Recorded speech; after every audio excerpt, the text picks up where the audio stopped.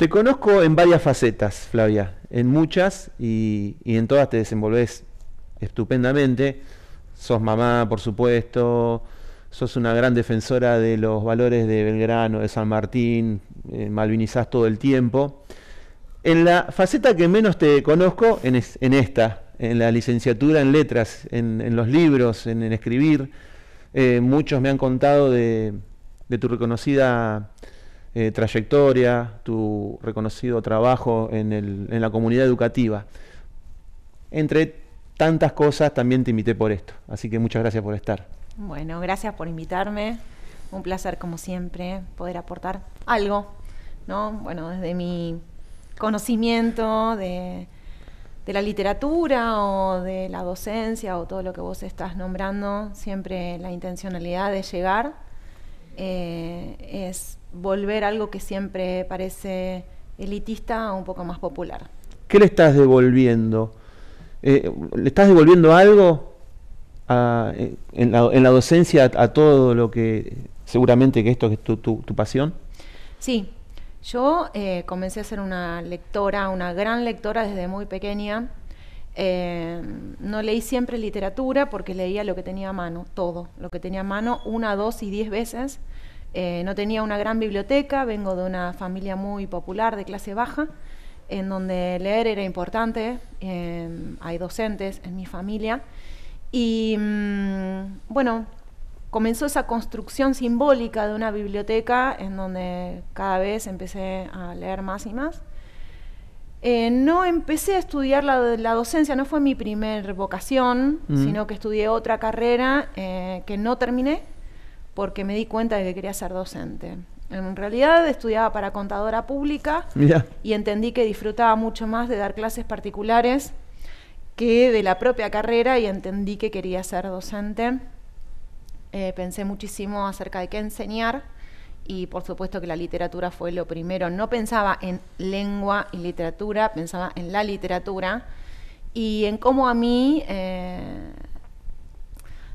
cómo yo me construí como lectora y que tal vez mi experiencia podía, bueno, digamos, rescatar, sumar, hacer producir al tejido cultural. Me gustaba trabajar con adolescentes, siempre me sentí una adolescente incomprendida en mi escuela secundaria, muy al margen, muy silenciada e invisibilizada. ¿Por qué? ¿Por todo esto? Por todo esto y porque siempre fui muy rebelde. Ajá. Eso me llevó a muchos problemas dentro de la escuela y no sentí una contención o algo que nosotros hoy haríamos con cualquier adolescente que viésemos callado en un rincón aparte o tal vez no se hablaba de bullying. Estudiar mucho cuando llego a la secundaria pública era casi un problema. Entonces, bueno, nada. En esas relaciones que fui construyendo y que después quedaron a un costado cuando crecí y fui a la universidad y me volví una persona mucho más dada, más amigable y con más relaciones con les otros. Bueno, empecé a pensar que toda esa biblioteca que yo tenía y todo lo bueno que me había dado en tiempos tan difíciles podía producir algo en los demás. Así comencé a formarme como profesora para la escuela secundaria. 20 años compartí en la escuela secundaria, que fue mi amor. Realmente yo amé trabajar en la escuela secundaria hasta que me despedí hace unos años y entendí que toda esa experiencia durante años y de transitar tantas instituciones públicas y privadas me había dado la experiencia que yo creía suficiente para llevar a la formación docente. Y ahí es donde, bueno... Ahí empezó la devolución, digamos. Exactamente. Que yo lo siento así, porque siento que mi primera carrera, que fue en un instituto terciario, y lo digo de pie porque hay muchos prejuicios acerca de los institutos de formación docente, luego transcurrí por universidades en otras carreras o postítulos, ¿no? Esa primera carrera me dio todo, me dio la posibilidad de mantener una familia. Yo era una mamá sola, y pude mantener a mi familia, por supuesto con la ayuda de mi madre y de mi familia que siempre me apoyó. Esa es la máxima ayuda, ¿no? Que te apoyen, te quieran como sos y confíen en vos. Y, y ese instituto que tenía una carrera, el Instituto 23 de acá de Luján, ya no existe más esa carrera ahí, de lengua y literatura para ser profesora, me dio mi primer arma para salir a ganarme el pan y también para desarrollarme en lo que yo consideré una gran pasión, sí, la literatura. Bueno, sí, acá siempre se habla de pasión, sos una apasionada en todo lo que haces.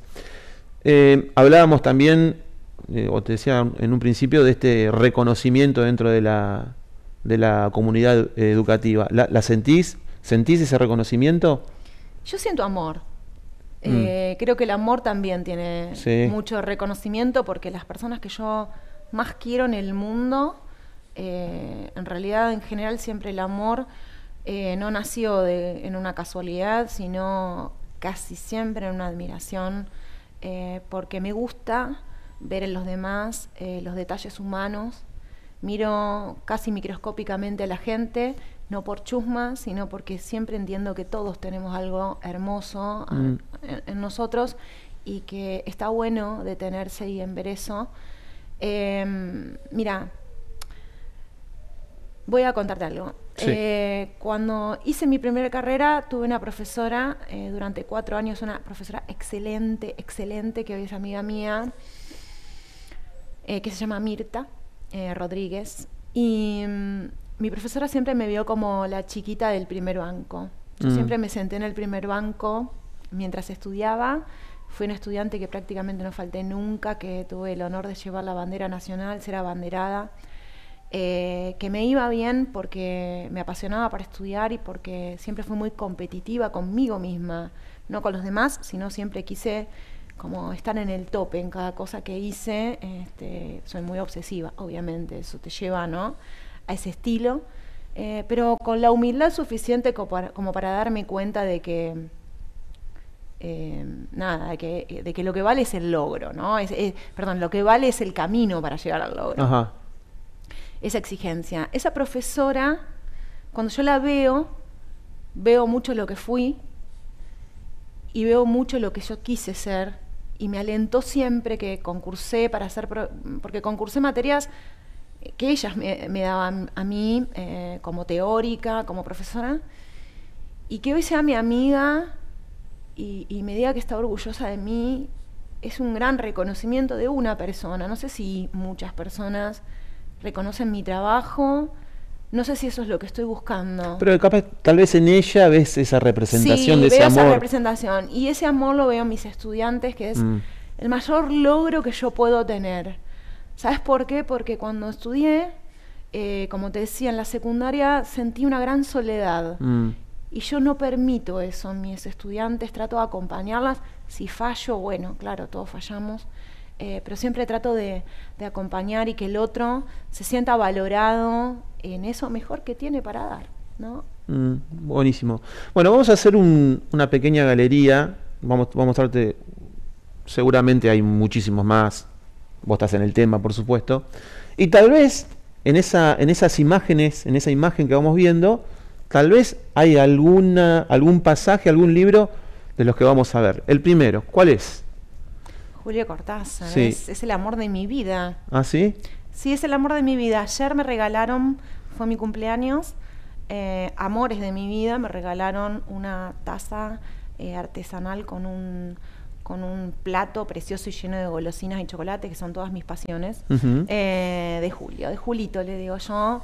Julito es un grande porque cuando llega a mi vida, yo era una estudiante, adolescente, que lee Rayuela y entiende la literatura argentina por primera vez desde otro lugar, entiende las rupturas. Yo venía leyendo clásicos, lo que venía a mi mano, lo más tradicional, y Julio vino a darme una bocanada y una inspiración para ser una mejor lectora. Sin mencionar Rayuela, ¿qué otro libro recomendarías de él? Ah, bueno, casi todos. Bestiario, Final del juego, de Cronopios y de Famas.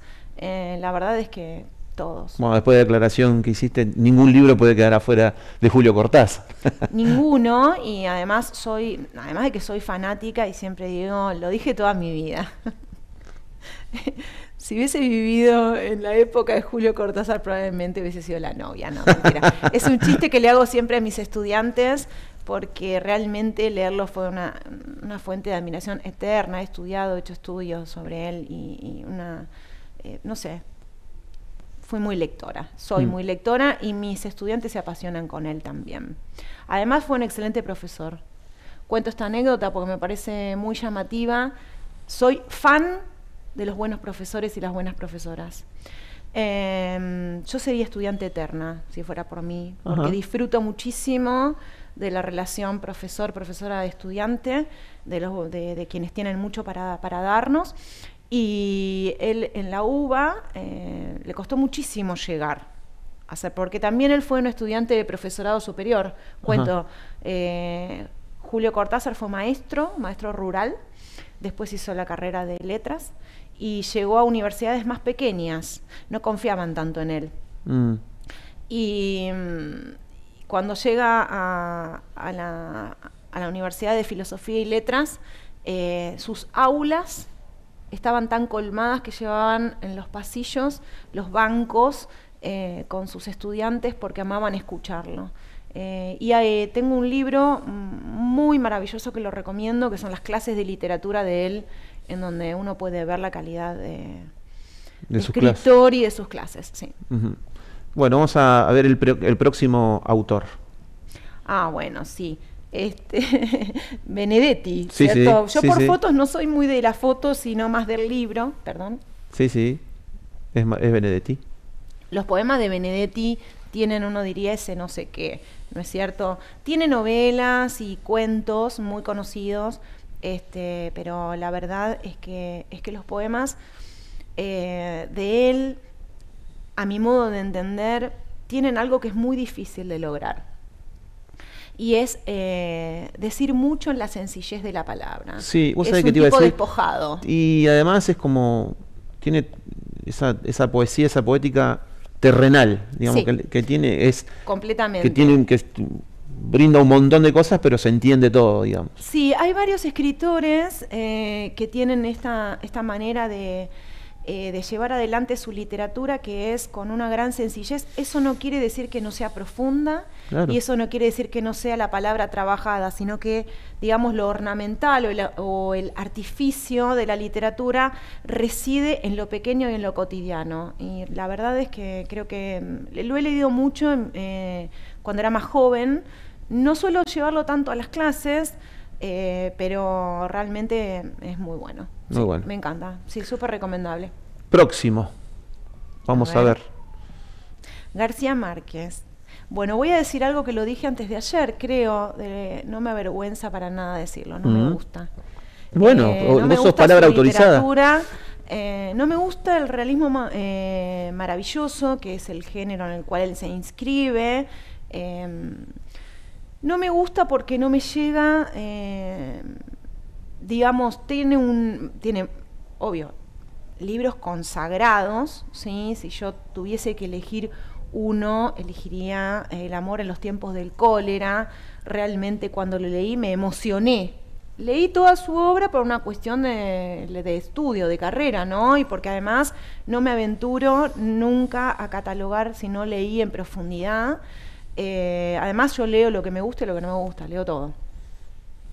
Y no me llega su forma coloquial de escritura. No quiero decir que yo no me atrevería a decir que es un mal escritor. No te gusta, claro. No me llega, y además sé que por supuesto perteneció al boom de la literatura de los 70 y que además fue un gran periodista. Fundó una escuela de periodismo completamente diferente que no se conocía en América Latina. Por supuesto que él se lo fue ganando, pero en su última etapa de escritor, realmente sus dichos, su manera ideológica de ver el mundo, bueno, no inscribo demasiado en eso y su obra no. Bueno. No me llega, diríamos, más que no me gusta, más justo es... No te llega. No me llega. Sí. Está bien. Bueno, entonces vamos a ver si el próximo te gusta. A ver. Sábato. Bueno. Ernesto Sábato. Qué buena foto esa, me gusta. Sí, está buena esa foto, muy, muy buena. Hay muchísimas fotos espectaculares Ahora no me puedo recordar el apellido hay una fotógrafa, Sara, y no me acuerdo el apellido, que tengo, ha hecho unas fotos maravillosas de escritores, de Julio, de Borges, ya recordaré el apellido seguramente. Bueno, ¿qué decirte? Lo maravilloso de este hombre es que es ingeniero, es un científico. Y así escribía, ¿no? Científicamente. Sí, a mí realmente me llega tanto cuando las personas comienzan, digamos, su vida, sus pasiones confluyen en la literatura, pero sus vidas tienen que ver con, digamos, otras cuestiones, sus estudios. Bueno, hay libros que son icónicos de la literatura argentina, sobre héroes y tumbas. Quiero decir, por ejemplo, a mí realmente cuando lo leí, recuerdo hace muchísimos años, que me impactó y que me gustó. Incluso en el momento en que saca, por ejemplo, La Resistencia, lo leí y me impactó, pero son libros que tienen algo determinado que no sé si otros pueden coincidir conmigo. Por ejemplo, La Resistencia quedó vieja. Uno tiene que escribirla en el momento en el cual él escribe la resistencia social, ¿no? Sobre la resistencia social. Y bueno, nada, hace que, en definitiva, yo no vuelva a releerlos. Hay escritores a los que no vuelvo y hay escritores a los que vuelvo continuamente. Cortázar es uno de los que vuelvo completamente. Yo considero que la literatura de pie, de alta calidad, es esa que se lee siempre. Sí, y al leerlo siempre, ¿no? Porque bueno, ya Cortázar, por supuesto, ya no escribe más nada, pero tal vez puede ser que tengas una interpretación de su obra en algún momento y ahora otra. Sí, completamente. Sí, por ejemplo, si yo releo Rayuela hoy, de todas maneras, tengo que decir algo, yo ya no soy más una lectora inocente, entonces ya no leo nada de por esa eso mismo, forma. las distintas interpretaciones según la etapa de tu vida, ¿no? Sí, de todas maneras, siempre trato de conservar esa inocencia que me la devuelven mis estudiantes de primer año de literatura, porque uno tiene que acompañar esas primeras lecturas de los estudiantes que son aún... Y cuando digo inocente, lo digo de una buena forma. Tener una inocencia es... sentirse maravillado en una contemplación de algo desconocido, ¿no? Esa percepción artística primera que no se vuelve a repetir.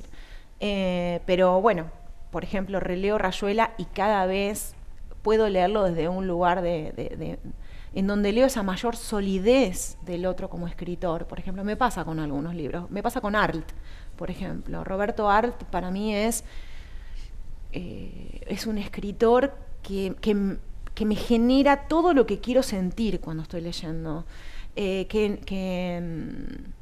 me genera lo concreto de la crudeza de la realidad social y también del artefacto literario. Por ejemplo, Los Siete Locos es un imperdible, no puedes pasar tu vida sin leer ese libro, que lo popular por ahí no tuvo tanta llegada, es reconocido, es un ícono, pero bueno, esa lectura no, yo creo que una cabeza solo como la de él puede generar ese tipo de literatura, que es la que a mí me interpela, por decirte, ¿no? Lo sigo leyendo y me sigue interpelando. Eso es buenísimo.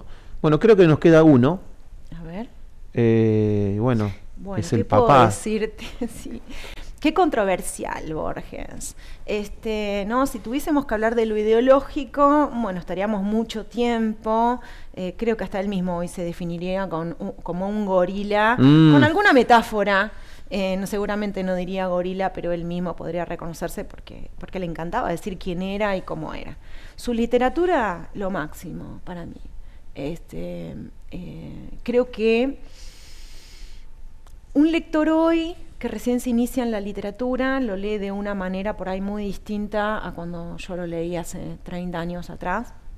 Leí toda su obra completa y me fui construyendo como lectora también con él, porque cuando comencé a leerlo me sentí que no sabía nada. Me sentí en la ignorancia, y creo que su trabajo con el lenguaje hizo de la literatura argentina, pero no solo su literatura, abrió la puerta del campo literario argentino al mundo de una forma impresionante, porque él fue traductor él seleccionaba junto con Victoria Ocampo, con Silvina Ocampo, con Bioy Casares, fueron grandes constructores de la literatura nacional respecto de qué entraba y qué no entraba en el canon, qué se leía, fundaron revistas que fueron columnas vertebrales para los lectores y para nuestra literatura, y las traducciones de géneros que por ahí en ese momento eran marginales, porque Borges uno lo lee hoy y lo ve como un clásico. Leído hace muchísimo tiempo atrás, Borges fue vanguardista.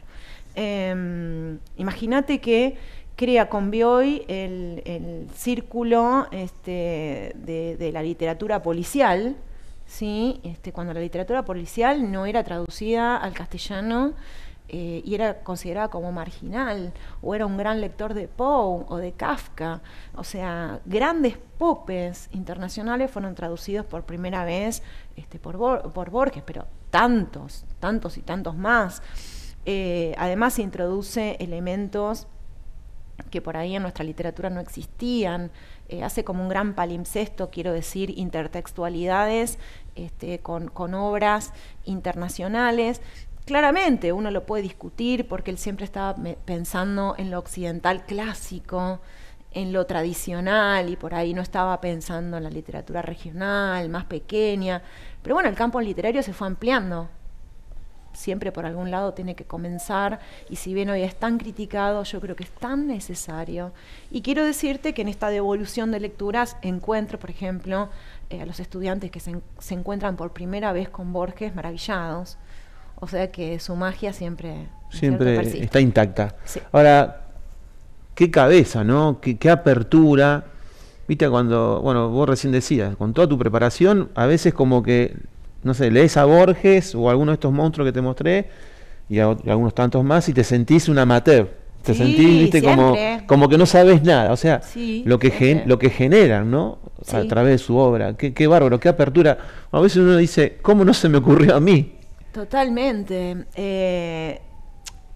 Estos genios, porque realmente son genios, y habría que tantos más, ¿no? Estoy pensando en tantos más. Sí, hay un montón que no te vamos a mostrar. Muchísimos, porque estaríamos... pero pienso que se sabían fundantes de algo muy grande. ¿Se sabían? Se sabían fundantes de algo muy grande y lo pusieron todo.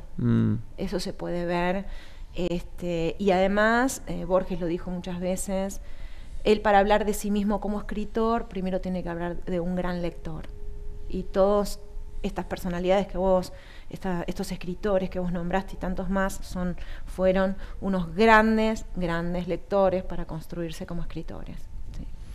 Entre tantos libros que has leído, seguramente muchos te han marcado. O sea, tal vez alguno fue como el punto de partida. ¿Te acordás? Sí. En aquellas épocas de infancia, casi adolescencia, leyendo. Bueno, en mi infancia puedo decir que hubo muchos libros, pero creo que fascinación de leer 15 o 20 veces el mismo libro, que tenemos tienen muchos niños y jóvenes. Por ejemplo, Alicia en el País de las Maravillas, era un libro que para mí me daba la oportunidad de meterme, sumergirme en otro mundo, ¿no es cierto? El maravilloso, que claro, hoy lo veo para estudiar y bueno, digamos, es otra historia, pero que en ese momento esa lectora pequeña lograba escabullirse, ¿no? En un mundo completamente abstracto. Y creo que eso era lo que me permitía a mí la literatura, ¿no? Yo siempre lo digo, no tengo ningún empacho, no tengo ningún problema. Vos sabés que yo no me guardo nada, ¿no? Viví en una familia muy problemática en muchas aristas, y leer para mí era una forma no solo de construirme como lectora, sino un momento de escaparme hacia otra realidad y poder sentir un vínculo casi erótico con la literatura, en el sentido de sentirme en otro mundo y que me dé algo de placer. Un escaparate. Exactamente, en un mundo tan crudamente real. Sí. ¿Qué libro puntual podrías nombrar? Además de Alicia en el País de la Maravilla. Déjame pensar. Las aventuras de Tom Sawyer, por ejemplo. Tenía la biblioteca Villiquen. Me la habían comprado, y otra biblioteca que eran los libros de Robin Hood, la colección Robin Hood. Así que casi todos me los conocía de leerlos muchas y muchas y muchas veces. Annie, me sentía muy identificada con esa niña, con una, valga la redundancia, una niñez de mucho sufrimiento. Heidi, siempre había, ¿no? Una cuestión de identificación con el personaje, ya sea para aventurero e ir a otros mundos y subvertir digamos, lo que estaba dado, ¿no? El encasillamiento de la pobreza, de la falta, de la carencia, para poder ir más allá y tener muchos logros. Creo Mi que planta eso a de mí la me naranja emocionaba. Lima. Nunca me gustó y mis alumnos me critican. ¿No por te gustó eso. esa? Pero No. bueno, también hablaba un poco de esos chicos Sí. sufridos. Lo leí en la escuela, me lo dieron para leer en la escuela y siempre me dicen, ay, profe, mi planta de naranja lima. Y cuando les digo no me gustó, como que, ay, se enojan o se ponen tristes y digo, no sé qué pasó que no me llegó de Vasconcelos. Bueno, sí, Lo sí. leí. Pero sí, no, sí. no te llegó, va. No me llegó. Sí me llegó, en la escuela leí Platero y yo, recuerdo Sí. cuando era chiquitita, y sí me llegó. No me gustaron los fines para los cuales lo leímos, que fue análisis sintáctico o algo así, bueno, eran otros momentos de la enseñanza y de la educación, pero a mí me llegó esa historia porque lo leí muchas veces, si no, no lo hubiese vuelto a releer. Claro. Sí.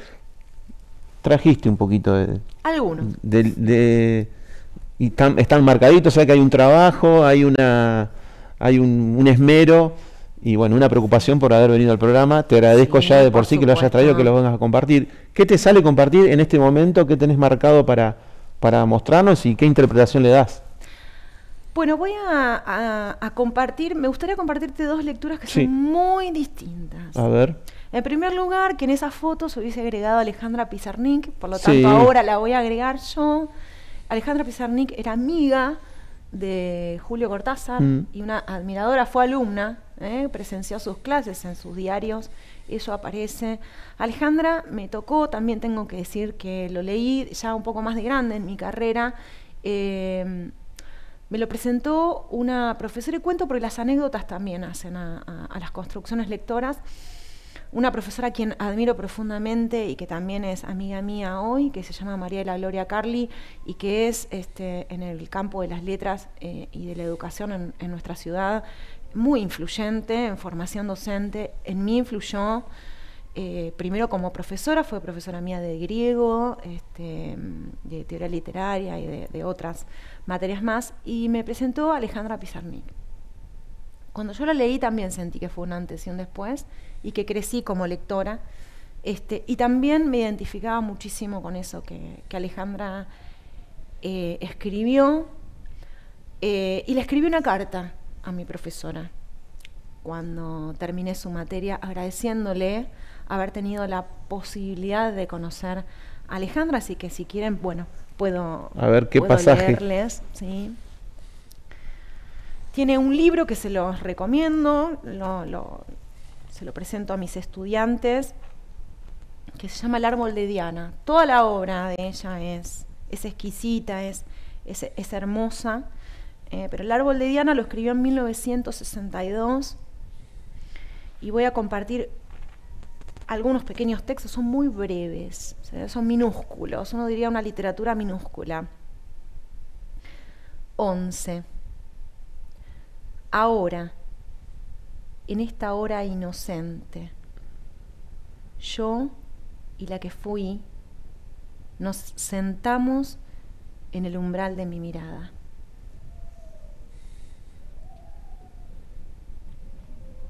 Conciso, ¿no?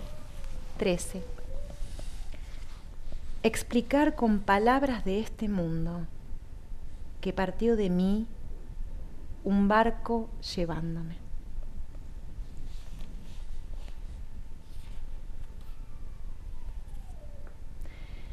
El poema que no digo, 14, perdón.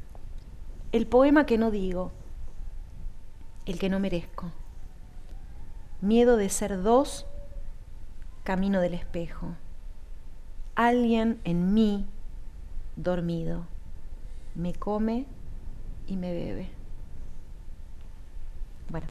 Qué manera particular, ¿no? De escribir. ¿Tiene un nombre? ¿Tiene este tipo de escritura? Son poemas minimalistas, podríamos decirlo así, pero que tienen un impresionante, intenso trabajo, porque Alejandra era muy obsesiva con su trabajo. Yo estoy estudiando algunas biografías sobre su trabajo específicamente, además de su vida, pero bueno, como en toda persona muy obsesiva con su trabajo, su vida es su trabajo y no hay una separación, ¿no es cierto? Y todo lo que escribía ella lo vivía, y para buscar esa palabra exacta que quería que estéticamente tenga ese efecto artístico, pero que también represente lo que quería decir y que fonéticamente y sonoramente suene como ella quería. Días estaba buscando esa palabra. Sí, viste que siempre algo vivencial, algo literal hay en las obras. Totalmente. Tanto en los libros como en una canción, totalmente, en un poema. Bueno, si quieren les leo el último de Alejandra. Silencio. Yo me uno al silencio. Yo me he unido al silencio. Y me dejo hacer. Me dejo beber. Me dejo decir. Muy particular, muy bueno. Sí. ¿Y cuál es el otro tipo tan distinto de obra? Bueno, yo estoy muy fanatizada hace un tiempo con Mariana Enríquez. También me compré toda su obra o su colección, como cada uno quiera, desde el enfoque teórico que lo vea. Y me enamoré de esta literatura porque siento que dice lo que yo quisiera escribir, o escribe lo que yo deseo leer. Bien escrito, tiene una solidez muy grande en su formación, es periodista ella, pero además trata los temas que a mí me interesan, que son todos esos temas que quedan muchas veces por fuera, en un género que yo amo profundamente, que es el terror. Yo soy fanática de Lovecraft, Bierce, Poe, todos los clásicos del terror, del horror y del gótico, los tengo todos encima.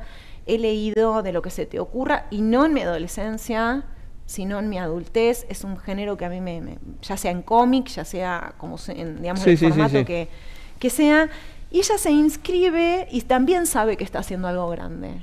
Y yo lo puedo ver. Yo pienso, les digo a mis estudiantes, de acá 50 años, Mariana Enríquez, a 100 años te diría que parece que falta tanto y no va a faltar. Y no falta nada. Pero en 50 años va a formar parte de un canon, de un nuevo género que ella misma denominó como terror neogótico o neoterror argentino, y que forma parte de algo que los de mi edad, los que están llegando a los 50, a los 40 y pico, lo vivieron, y creo que con una gran solidez y mirada de la realidad puede entender que el terror está en la inflación, que el terror está en la pobreza, que el terror está en la muerte, en la dictadura.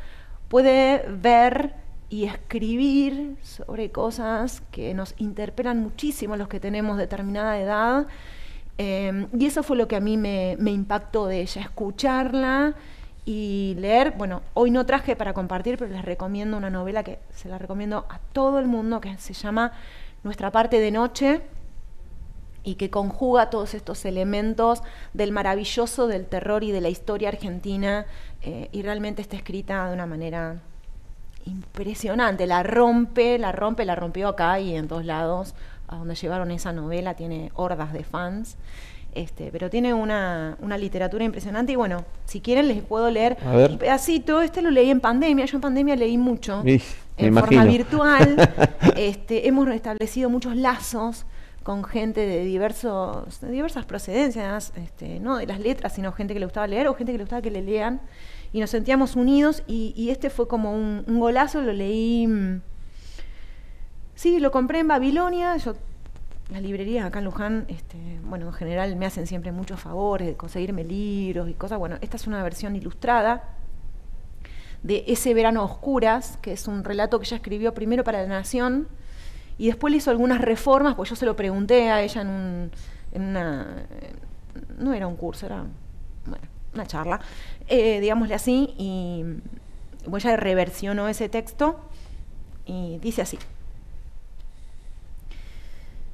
Ese verano la electricidad se cortaba por orden del gobierno para ahorrar energía en turnos de 8 horas. Mi padre, que no podía dejar de explicar cosas que no entendíamos del todo, nos había dicho que de las 3 centrales energéticas del país, solo funcionaba una y poco y mal. Para las otras 2 hacía falta dinero de inversiones y el país no iba a conseguir ni un peso porque debían demasiado a acreedores extranjeros. Entonces no iban a funcionar. ¿Íbamos a estar sin luz para siempre? Pregunté una tarde llorando. ¿Qué quería decir deuda externa? Eran las palabras más feas y tristes que podía imaginarme. No había cines, no había música, no nos dejaban caminar por algunas calles demasiado oscuras. A veces la electricidad no regresaba después de las 8 horas prometidas y estábamos a oscuras un día completo. Los partidos de fútbol se jugaban de día. No había baterías ni grupos electrógenos para alquilar en toda la ciudad. La televisión duraba apenas 4 horas hasta la medianoche y ya no pasaba buenas películas. Yo no quería vivir así. También subían los precios. Si compraba cigarrillos para mi madre por la mañana costaban 2 pesos. A la tarde el mismo paquete costaba 3. Los nombres de nuestro fin del mundo eran crisis energética, hiperinflación, bicicleta financiera, obediencia debida y peste rosa. Era 1989 y no había futuro.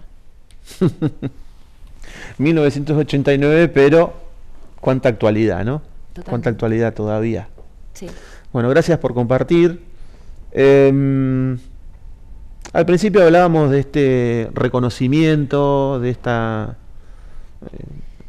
este amor que sentís todo el tiempo en los alumnos, seguramente con tus compañeras y compañeros de trabajo, en la docencia también. Hay un videíto que vamos a poner ahora que creo que resume bastante todo ese reconocimiento, toda esa trayectoria, todo ese amor que te tienen. Escúchalo atentamente. Hola a todos y todas, hola Fla, soy Abigail, paso por acá para mandarle un beso y un abrazo enorme, ella sabe que la quiero un montón, pero principalmente para contar algunas cuestiones, como por ejemplo que cuando inicié la docencia, estudié profesorado en lengua y literatura en el Instituto 141, alias La Normal para los que somos de Luján. Pensé que mi techo iba a ser, no sé, una licenciatura, un doctorado como mucho, pero siempre me imaginé que más allá del estudio un docente, bueno, ¿qué podría hacer? ¿Qué podría generar? Cariño con los estudiantes, apoyo psicológico. Y conocí a Flavia. Y Flavia es un huracán de ideas maravillosas, locas, porque son locas algunas ideas, como mover toda una ciudad para hacer un Luján Vive poesía, pero me enseñó que no hay un límite, que no tenés un techo por ser docente o en realidad por ser lo que vos querés ser. Y me quedé con eso, ¿no? Primer año, radio, evento entre letras, leer Homero, y esa es una gran anécdota, leer Homero, Flavia te dice, leer Homero en la Plaza Colón es vanguardia. Me encontré con un huracán hermoso, loco, que te arrastra, y es imposible no seguirla. Me encontré con una forma nueva de lo que es la literatura, que ser docente no es estar solamente en un aula, que amar lo que haces no es solamente decir, bueno, lo amo, me lo quedo para mí, o lo comparto con cierto público específico. Flavia no tiene un límite. O sea, Flavia es un huracán que te organiza, si bien tiene su lado estructurado, pero creo que también eso hace que logre un montón de cosas. No solamente con la literatura, sino con otras ramas que si bien se vinculan, porque es todo cultura, por ejemplo Malvinas, por ejemplo San Martín. Creo que si decimos acá en Luján, tengo de profesora Flavia Porto, te voy a decir, yo la conozco a Flavia. Y es maravilloso, es maravilloso. Si bien ella dice te pueden amar o te pueden odiar, pero considero que particularmente siempre le dije, es una inspiración. Cuando son chiquitos quizás, no sé, jugás al fútbol y decís yo quiero ser Messi. Bueno, yo quiero ser Flavia. Yo quiero llegar a hacer todas las locuras hermosas que hace ella y todo lo que impacta en la sociedad. Creo que todos necesitarían una Flavia en su vida. Quizás es una frase muy trillada, pero vamos a modificarla. Creo que toda una comunidad necesitaría una Flavia en su vida. Sabes que te quiero un montón, sabes que te considero como una segunda mamá, más allá de toda la parte hermosa y de la motivación que me das para seguir estudiando y cumplir mis sueños, principalmente por todo el cariño que nos das a todos y todas y por la gran preocupación y dedicación que le pones a todo lo que haces. Un beso grande. Ay. Qué bueno, qué bueno. Vos sabés que había escuchado solamente 10-15 segundos de este mensaje hermoso, espontáneo. Y bueno, ahí resume un poco, ¿no? Este amor, este reconocimiento que te tienen. Sí. Pienso en... Estoy grande ya. Escucho esto y pienso en mis inspiraciones también. Hoy lo nombraba a Mirta Rodríguez y a María de la Gloria, a Gustavo Bombini. Fueron mis inspiraciones, y cuando pienso qué tengo en común, que tomé, yo también fui una alumna como Abigail, también muy apasionada, y veía a mis profesores así, que también querían que todo el mundo necesitaría una María de la Gloria y una Mirta en sus vidas y en sus carreras. Y pienso que son gente laburante. Yo me considero así, una persona laburante, que necesita tener coherencia entre lo que dice y lo que hace. Si yo no puedo hacer algo, no lo digo. Por supuesto, todos podemos tener sueños, ¿no? Y después no poder cumplirlos por tal cosa, pero creo que mis estudiantes ven, o lo que me dicen es eso, ¿no? Más allá de, o más acá de que les guste o no, mi forma de ser o mi forma de enseñar, sienten que tengo una determinada coherencia con lo que hago, o por lo menos eso es lo que me remarcan, y eso es lo que trato también de llevar adelante, que lo aprendí de gente grande, gente muy grande en nuestra comunidad, que me enseñó también cómo llevarlo adelante. Bueno, Abigail, te mando un beso gigante. Ella sabe que todo lo que la quiero y todo lo que la valoro, no sé si será tan así como ella dice, pero yo lo tomo y...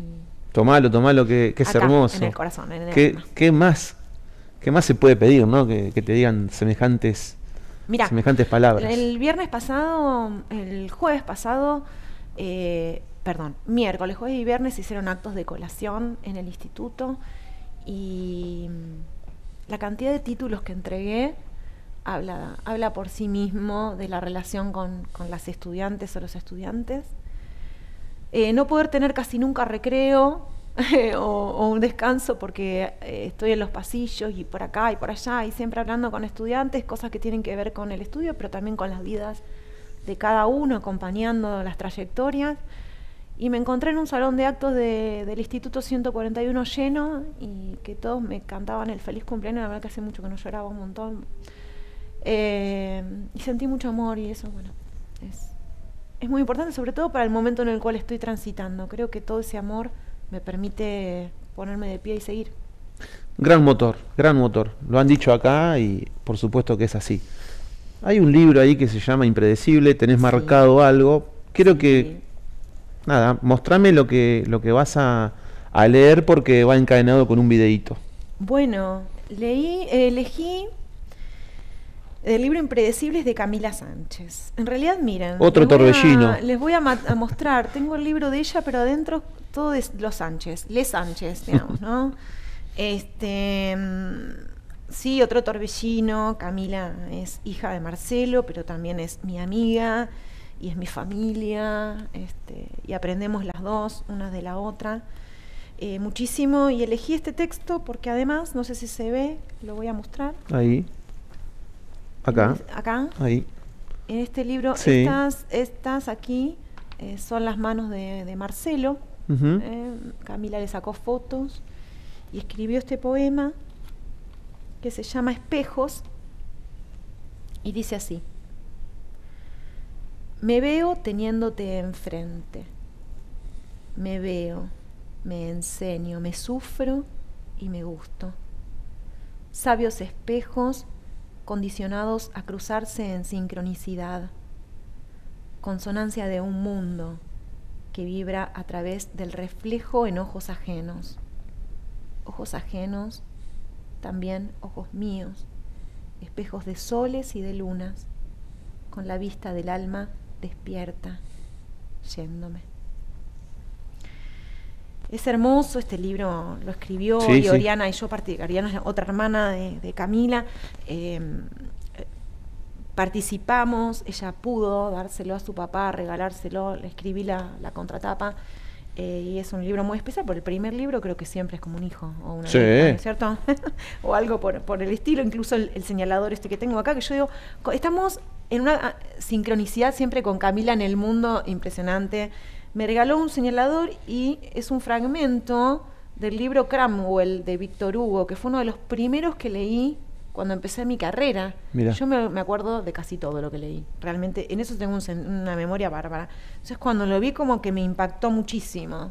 Bueno, y en esa sincronicidad con Camila, la escuchamos, la leíste recién en el libro y la vamos a ver en pantalla. Que ambas somos realidad y que en eso de ser justas con nuestro impulso y con nuestras formas podemos encontrarnos, querernos, acompañarnos, saber correr para el mismo lado cuando llega el estallido, recorrer.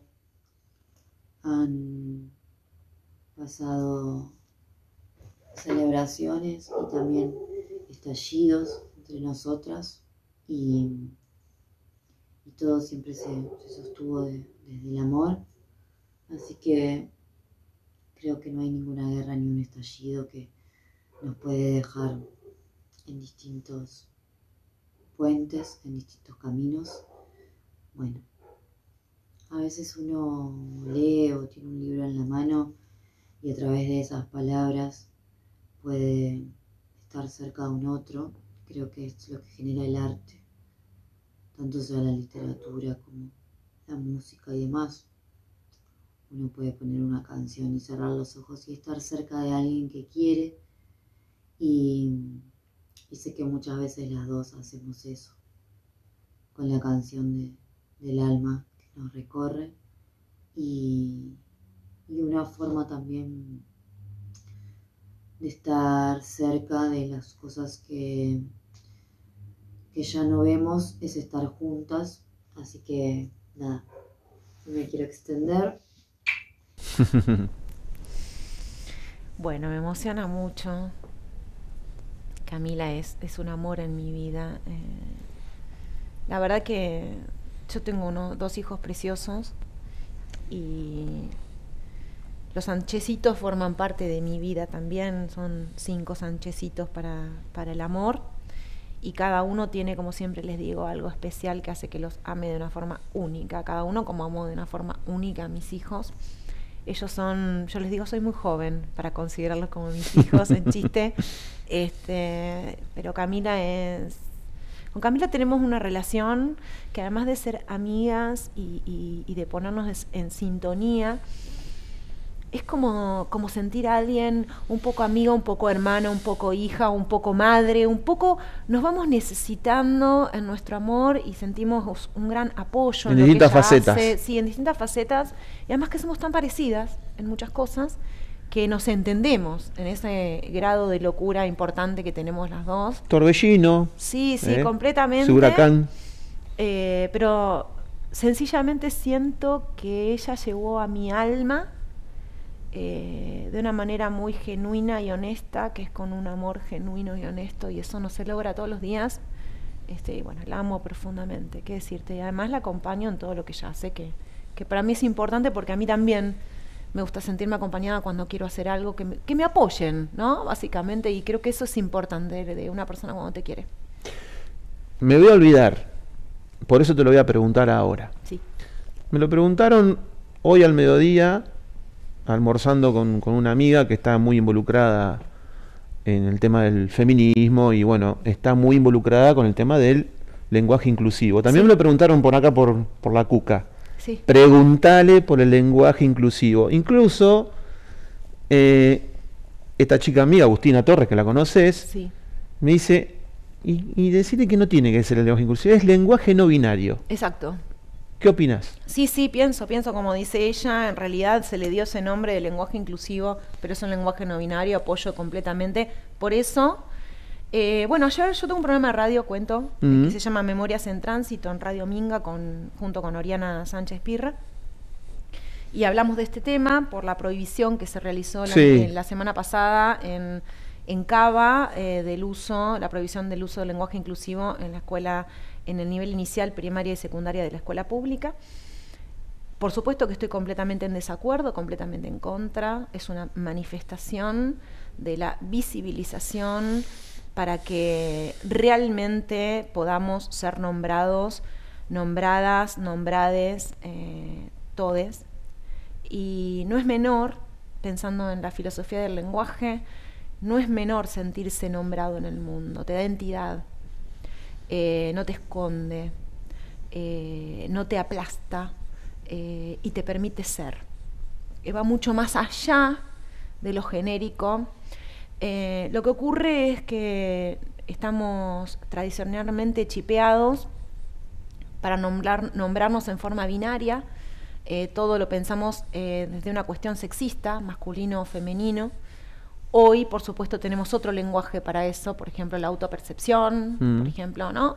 Y leyes que acompañan este crecimiento como sociedades, en nuestro caso la Argentina, ¿no es cierto?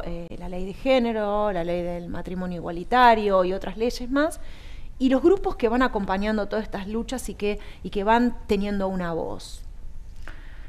Una prohibición de este tipo, acompañada de declaraciones nefastas, como que, por ejemplo, atrasamos en educación porque los chicos se confunden por usar el lenguaje inclusivo, es no aceptar una derrota completa de la política educativa, es volcar en los grupos postergados el fracaso, es de una vileza, la de Sol Acuña y todo el equipo, porque no es Sol Acuña, es la cara visible, ¿no es cierto?, de todo esto. Recuerdo que estuvieron un año hablando de que Alberto Fernández o el gobernador Kicillof habilitaron y hablaron en algunos momentos con lenguaje inclusivo. El lenguaje inclusivo o el lenguaje no binario es mucho más que todo eso. Se trata de la vida misma de seres en una sociedad que es la que transitamos, ¿sí?, que ocupan un espacio como el tuyo y como el mío y que tienen el derecho humano de ser. Nombrarse es ser, es estar. ¿Qué pasaría entonces si a un lenguaje machista y patriarcal le diésemos una vuelta de tuerca? Nos ponemos todos de punta y hablamos con femenino. ¿No se puede inclusivo? ¿No se puede no binario? Bueno, entonces se terminó el lenguaje masculino general, el de la RAE, el de la jaula, el del encorsetamiento, el del encarcelamiento del lenguaje. Hablemos todo en femenino. Claro. ¿Qué pasa? En vez de decir los presidentes, cuando hay mujeres y varones, y ahí ellas decimos las presidentas siempre. Bueno, ahí sería el fin de la discusión entonces. Exactamente. Bueno, recién la nombraste y compartís programa de radio con ella, y obviamente si hubo una Sánchez tiene que estar la otra. La vamos a escuchar a Oriana. Sepa me preguntaba si tengo que pensar en Fly, en algunas de nuestras conexiones literarias, tal vez. Me hacía pensar en eso y bueno, que son muchas, porque creo que es de lo primero que hablamos cuando nos conocimos, medio sin querer un día, en la casa de mi padre, y fue el primer tema de conversación, y lo es aún, pero bueno, entre todas esas conexiones y esas, siempre es lindo tener a alguien que recomiende, que conectar, que pedir consejos y ayuda cuando uno está transitando una carrera así como letras, pero además de esa compañía, pienso en algunas experiencias específicas que hemos vivido juntos en relación a la literatura. No sé, una vez hicimos un tour en relación a Cortázar, por ahí eso puede ser un disparador, la experiencia cortázariana o el fanatismo. A mí me gusta, pero Fla me supera aún y es una gran fanática y seguidora de la literatura de Julio Cortázar, y esa vez transitamos toda la ciudad de Buenos Aires recorriendo lugares que tenían que ver con sus cuentos, con su ficción, pero también con su vida. Y bueno, es como esa relación de cuando uno es fanático de algún escritor y esas cosas, esas contradicciones entre, bueno, su obra, que nada tiene que ver con su vida, pero a la vez uno admira también ciertos aspectos de su vida, de sus ideales de su camino. Así que, bueno, puede ser un disparador para hablar de lo cortasariano de la vida. Un beso a ambos. Bueno, hablamos de Cortázar al principio. Sí, yo, bueno, el tour que ella nombra, fuimos a hacer un tour Cortázar a Capital, yo soy muy fanática. Y también hay que decir que la tía de Oriana, Laura, también es profe en letras. O sea que nos fuimos las tres, un día lluvioso, llegamos hasta la casa de Cortázar, al café Cortázar, pasamos por todos lados. Yo estaba fascinada, o sea, nada, y compartir con otras que también lo viven con felicidad es impresionante. Igualmente con Oriana, compartir un espacio de lucha, que como es el de la memoria, realmente nosotras siempre fuimos muy unidas y compartimos el amor por la literatura, pero bueno, digamos, en el programa de radio también compartimos, y yo aprendo mucho de ella. Creo que hay que escuchar a los jóvenes, hay que saber escuchar, y bueno, la verdad es que me hacen muy feliz las dos. Son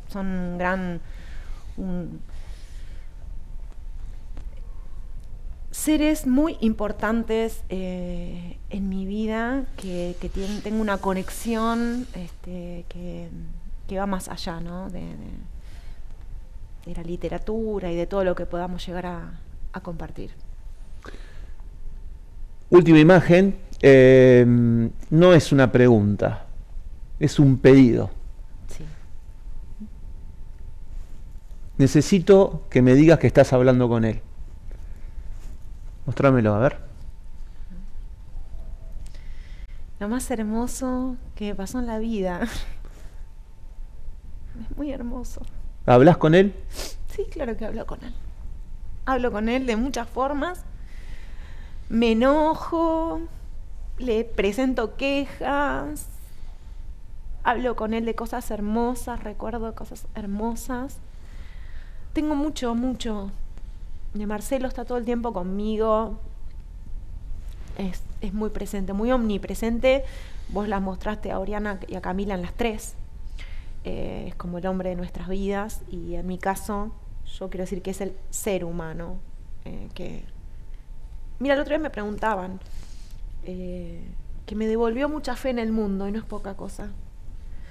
Cuando el amor nace de la admiración, pero también una persona que vos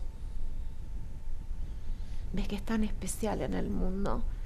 Yo me enamoré de él con una fascinación, sepa. Y lo que a mí me impactó mucho también en nuestra relación fue que él me escribió muchas veces que él también admiraba mi forma de ser. Por lo tanto, yo tengo para decir que me dio tanto de lo que sé, me dio algo, hoy lo pensé, algo que no sé si es muy común en las personas, pero por ejemplo me dio la posibilidad de aceptar el amor de los demás, que no es poca cosa. No, para nada. Yo siempre fui de dar mucho, pero siempre tuve como la inhibición, la cohibición de que los otros me quieran. Y él me enseñó que yo tenía que aceptar el amor de los demás, que eso me iba a hacer bien, empezando por el amor de él. Y me hizo tan feliz, me hizo sentir querida, valorada, y además me hizo formar parte, me hizo sentir parte de algo mucho más grande. Yo lo dije en el programa de radio el otro día, sentirte que tu amor y tu pareja y tu compañero y vos pelean por algo muy superior a uno, eso hace que uno tenga otro tipo de relación, pero sí, hablo con él todo el tiempo. Mirá, tengo los anillos, no sé si se ven, sí. Nuestros anillitos, me los pongo, está conmigo siempre, o me pongo su reloj, o me pongo sus cosas, me hace sentir abrazada porque siento un amor eterno que nos lo dijimos, pero Marcelo y yo decíamos todo, lo bueno y lo malo, vos sabés, sí, nos sí. conocés. Entonces nunca nos guardamos absolutamente nada, y yo a él le dije muchas e impresionantes veces que lo amaba, que era lo mejor en el mundo, que era lo mejor que me había pasado, que era una persona divina. Así que yo en ese sentido me siento muy conectada y él a mí, sí. Bueno, ahí a la derecha tuya, ahí fíjate, estirarme el bracito ahí, un poquito para atrás. Ahí está.